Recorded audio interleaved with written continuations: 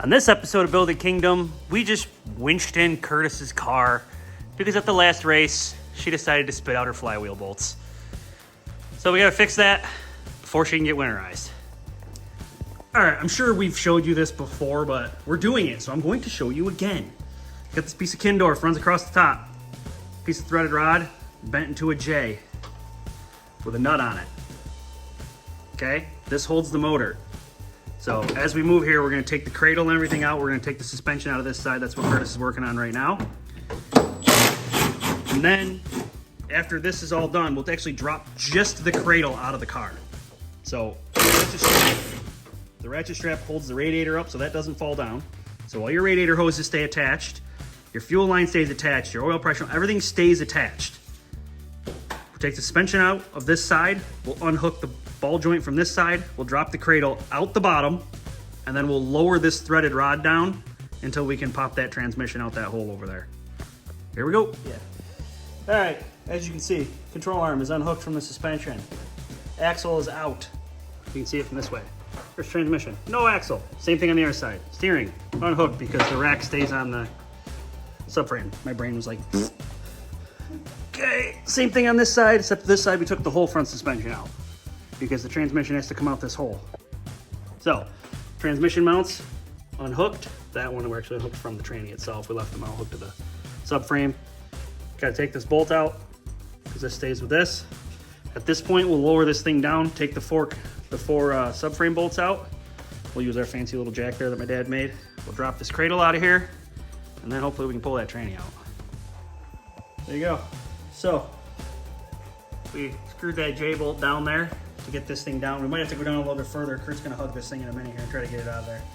For you guys that run a solid motor mount on top, on the far side of the car, guess what? You can't do this! You gotta take the whole thing out. But those of us that still run the rubber stock mount, we can get away with this. And I'll tell you what, I don't really think there's that big of a difference between the solid mount and the factory one. Usually we fill the factory one with urethane, windshield urethane, so yeah. In my opinion, it doesn't really matter, but you do you. Well, I'm kind of wishing I'd had the camera on for that, because that was exciting. Curtis pulled the transmission back and the flywheel literally fell out of the car and landed on the cradle, knocked it off the jack. Look at the cradle. Yeah, it fell out and knocked the cradle off the jack. The end of the starter's busted right off because the flywheel hit it. All of the bolts are broke off. And this is, I hate to say this because I've done it a bunch of times. This is what happens when you try to factory torque and reuse flywheel bolts. I don't even want to say this out loud. I don't torque my flywheel bolts.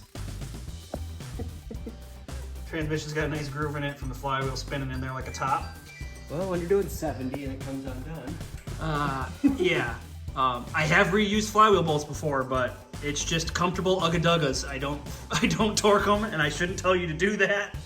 But I've done it in the past when we've been in a hurry on stuff.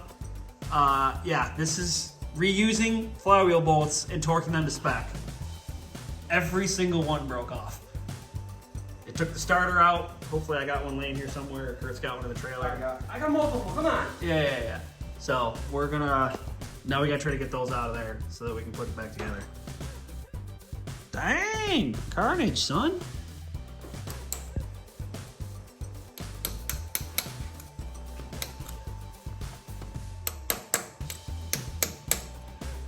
Because if I build a new one, I already got a driver for this for at least one night. Don't tell people that. They'll think we're giving out free rides. Just a call. I'm videoing. Well, we just put the transmission back on. Because we knocked the cradle off of the jack, we decided to just use the jack to hold the transmission, which was actually a pretty smart move. It is a pain in the ass no matter how you do this, putting the transmission back on, especially if you're by yourself. With two guys, it's a little bit easier. We threw this shaft back in so we could just wiggle it a little bit to get that input shaft to line up and pop in, but you can hear me out of breath. So I'm a fat kid. We got it back together, and now we're just jacking away over here to Get it back up so we can get the tranny mount back in. We're almost there. But after that, we just put it back together. Easy peasy. Curtis, you forgot to hook something back up.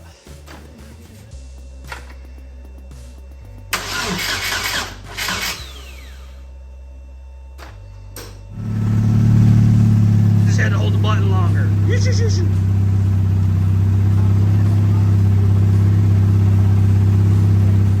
Well, it's all back together. Everything's bolted back up.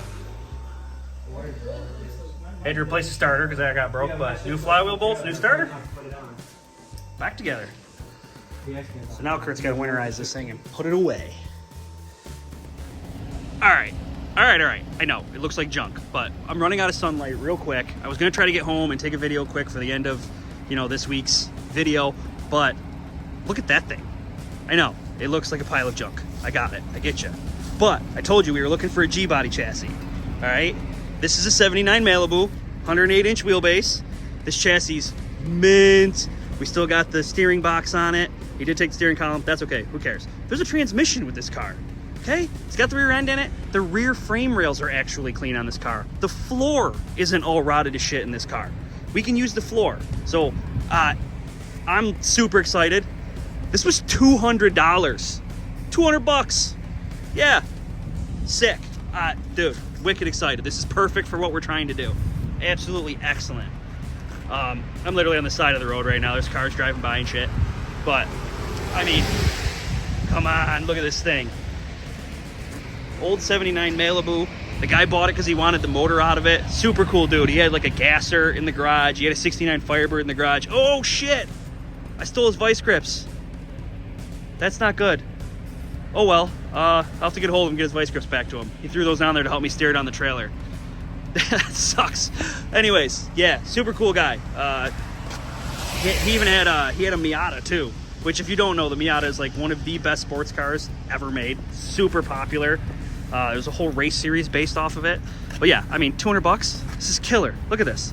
We have a transmission and a good frame that we can use for this project. I'm so excited. So I had to show you guys for the end of this video before we hopefully this weekend I can get this thing in, and in the next video maybe we can start cutting some stuff off of this and see what we got down under there. I actually went to hook my truck to the trailer and it blew a gas line, so I'm gonna have to fix that too. Had to grab the old wagon from Dad, but how sick is that? We gonna get creative. Keep it creative and happy building.